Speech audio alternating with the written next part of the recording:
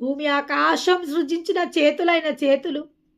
ఆయన పాదము ఏమంటాడు? ఆకాశం నా సింహాసనం, భూమి నా పాదపీఠం. అంటే ఎట్లు ఎంత పెద్ద కాలుంటది ఆయనది. భూమి ఆయనకు పాదపీఠంగా ఉంది అంటే, ఒక చిన్న టేబుల్‌లాగా భూమి ఉంది అంటే, ఆయన కాలు ఎంత పెద్ద కాలుండొచ్చు? ఆకాశం నా సింహాసనం అంటే ఆయనకి ఎంత పెద్ద ఆకారం ఉండొచ్చు? అటువంటి దేవుడు మనలో పట్టుకొచ్చి ఎట్లా వాసమై ఉండగలుగుతాడు? అంత భీకరమైన స్వరూపము కలిగిన దేవుడు మనలో వచ్చి ఎట్లా వాసమై ఉండగలుగుతాడు? దేవుని నామానికి మహిమ కలుగును గాక. ఇక్కడ అంటుండు, మనము జీవం గల దేవుని ఆలయమై ఉన్నాము.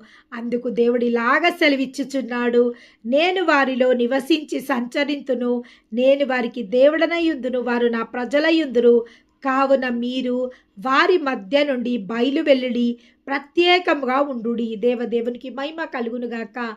ఏమంటుంది చూడండి, నేను వాళ్ళ మధ్య